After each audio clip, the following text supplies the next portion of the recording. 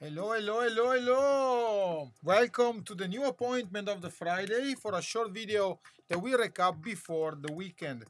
Let's go on the charting because Bitcoin is actually moving. 1 second. Okay, so here we go. So, very important move here. So, what we see here is a uptrend channel that is forming.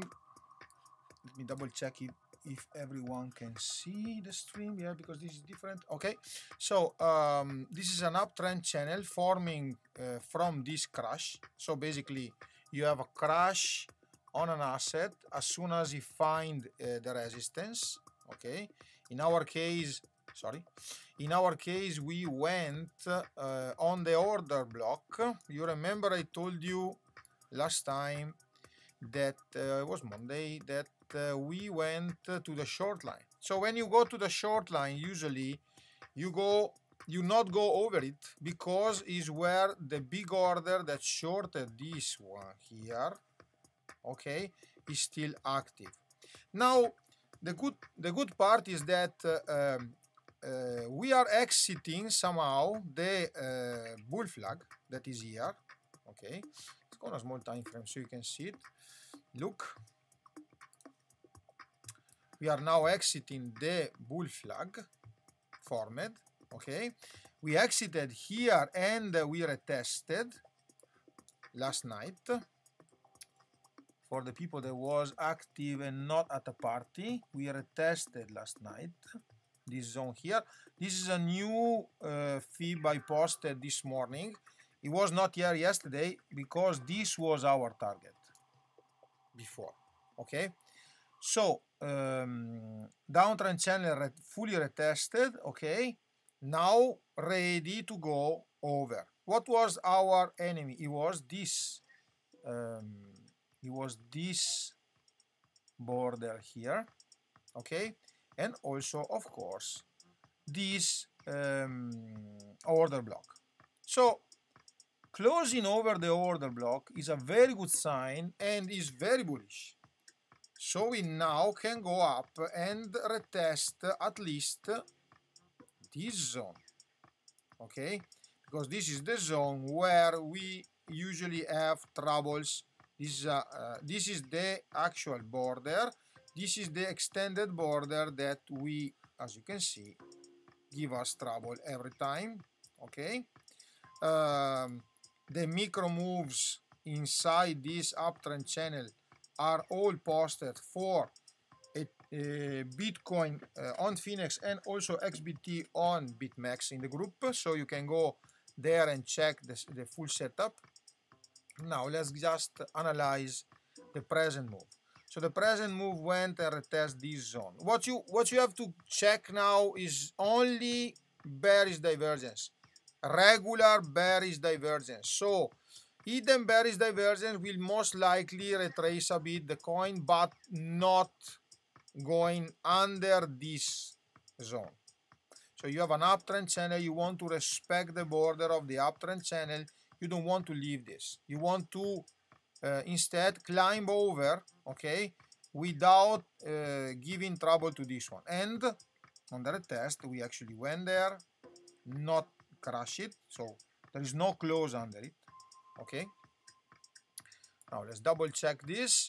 We have many targets because there's gonna be steps in the run. Okay, so let me just remove this brush. Okay, so now very easy. The extension of this is this one. Okay, we just went there. The real extension of the move is this one, as you can see. It's quite high for the moment. Okay, it's quite high and is over the 50. Well, it's actually the 50 if we go there at that time, but it's actually the 50. There is a step in between that is this one. Okay, that is gonna be around this zone here, and of course there is the measurement from the actually crash down, okay, that point out this zone. So I will be most likely thinking that this 50 and this 50 will provide a lot of resistance, okay, without counting the box. And let me get out of the zoom. And here, okay, we will be also watching to see if we will build the first bearish divergence. I will say that for the moment on 3 hours there is no bearish divergence and we are closing. In the 4 hours there is no bearish divergence and we are closing. Oh, little bit, but not enough. 6 hour no bearish divergence, 12 hour absolutely no bearish divergence. So I think the run can go to upper zones, okay? So let's say at least here for the moment to go higher with this one on the 50% too. Yeah, I have my alerts coming out, and then here we're gonna start watch for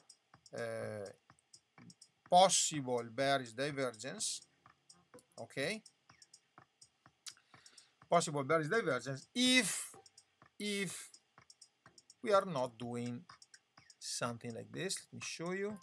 So this is an uptrend channel, 100%, almost 50%, but can go still, okay. If we instead of climbing up we start decreasing the move, then here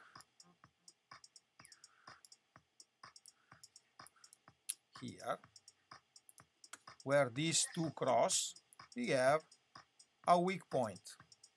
So if instead of climbing and find support we will have a climb that then go back to the border, going here we're gonna have a weak spot and we can cross, okay. Another thing that you have to post in your setup is, well, it's gonna be cluttering a lot, but they are very useful, is this guy here, okay.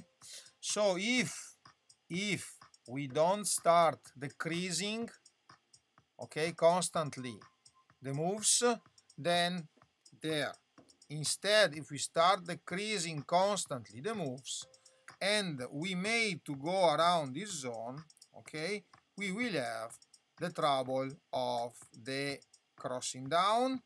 The trouble of the crossing down will bring us to the 161 on Phoenix and on max that is here. I don't need to check it, is here, okay.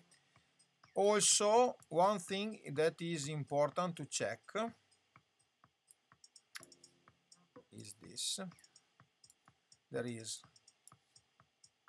also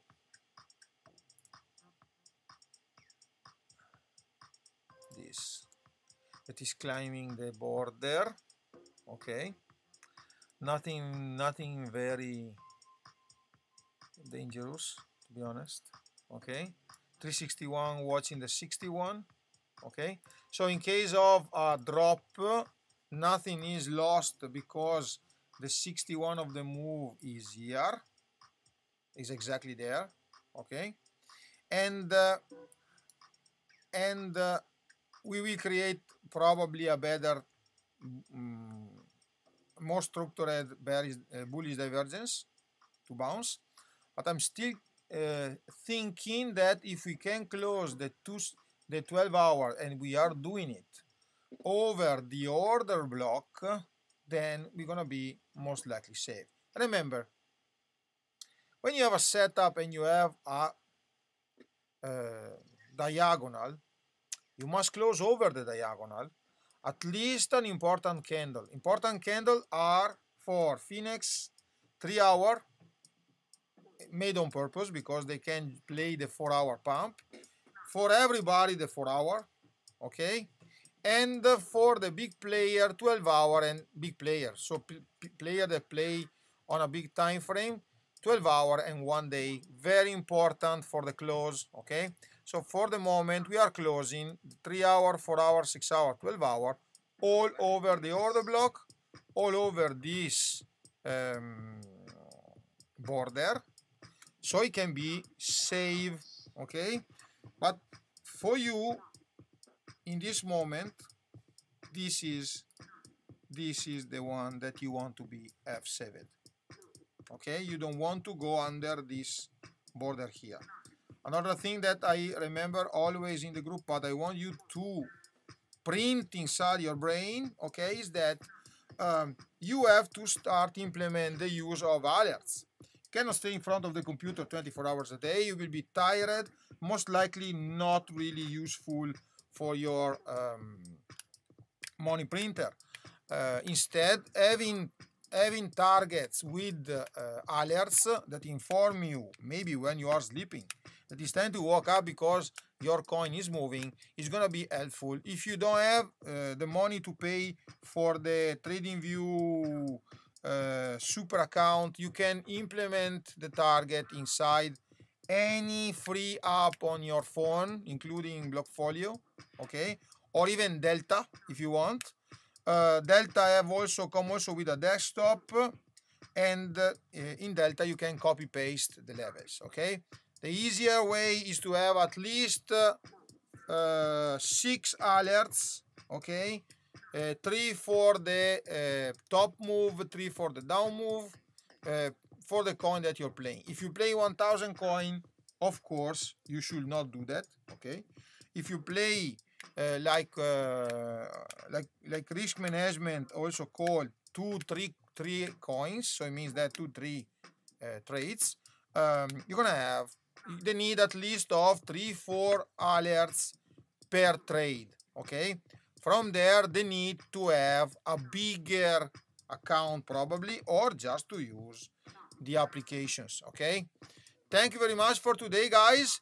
Yeah, of course, sorry, I'm gonna be adding more pairs in the leverage for the upcoming week, remembering that I'm not able to track more than a certain number of them constantly, because the time is just 24 hours a day. Thank you very much. Ciao.